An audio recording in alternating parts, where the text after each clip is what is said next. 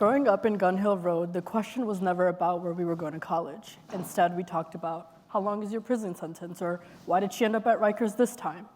And it's a sad reality because I get to see some of their lives through the screen on my phone. And I see that some of them are teen parents, affiliated in gang violence, or some of them are not even in this world anymore. It's a really hard pill to swallow because we all had the same start, public school 76. Yet life took us in drastically different paths. I knew from a young age that this is not a reality that I wanted, and I will not let society write the script for myself. So I started working really hard, studying from 3 a.m. to 6 a.m. in preparation for the New York City elite specialized high schools. But that's the problem. I shouldn't have had to do that. In no way, in shape, and form is it possible for a 12-year-old to work so diligently and expect good results. And from that, I knew that not all public schools were created equal. I ended up going to a predominantly white high school, which was consistently ranked #1 in the state, yet it was one of the least diverse schools in the whole city. And I saw that as a problem right away and got involved actively within the community doing the local outreach tutoring program, where I helped local middle school kids in preparation for these specialized high school entrance exam. But I knew that that wasn't enough. So my senior year of high school, when I was the president of the school, sat down with a couple of other students and we created an open letter outlining flaws within diversity, within admissions, and within the entire school curriculum. And our efforts were really well validated and well accepted by the teachers as they incorporated 20 Black and people of color authors within their curriculums. I'm also proud to say that my small school was one of the first to have an advanced placement Africana studies program incorporated within their curriculum.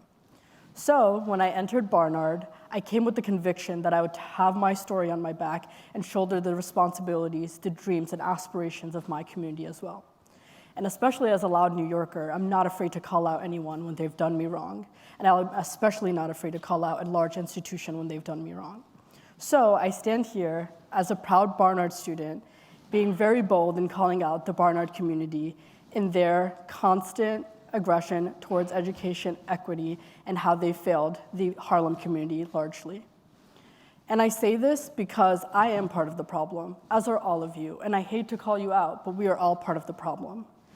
And we are perpetrating this system of inequitable education that's affecting so many different lives.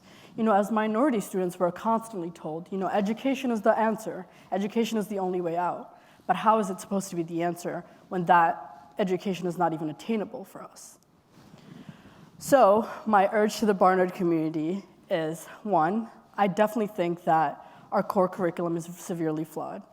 Here we're learning about scholars from 600 years ago. And you know, I do think they're important, but we're zoning out the screams, the howls of the local leaders outside the Morningside gates. And why are we neglecting their voices and instead listening to the white men who've died 600 years ago who are probably rolling in their graves because this is not the world that they've wanted for ourselves. Instead, we should listen to what the local community leaders want. And especially, we should focus on Harlem youth who are existing within these underfunded systems and offer them opportunities. And you know, this can be as simple as an extension of the Writing Center or the Speaking Center, where we have a mentor within these underfunded schools, and we talk to these students and ask them, you know, what do you need help with? And that could be as simple as personal development or career engagement or just college application.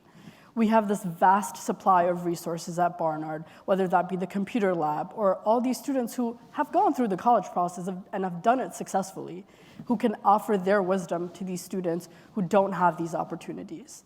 And I'm saying things like opening the Barnard computer labs and allowing these students to use these computer labs to complete their college application. And for us, having access to a computer, it's everywhere. But for these students, it's not everywhere. And that's a privilege that we must recognize and reconcile with. So my key message is, as we talk more about expansion and diversity, which is something that we take huge responsibility of here at Barnard, we must practice symbiotic relationships within the community that we're immersed in. We also must practice the ethos of communal responsibility and communal heroism.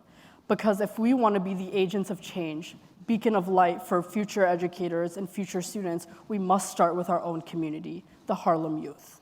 And I want to be able to walk past my elementary school, walk past my old neighborhood, and hear students talk about how far away college is instead of how long their prison sentence will be. Thank you.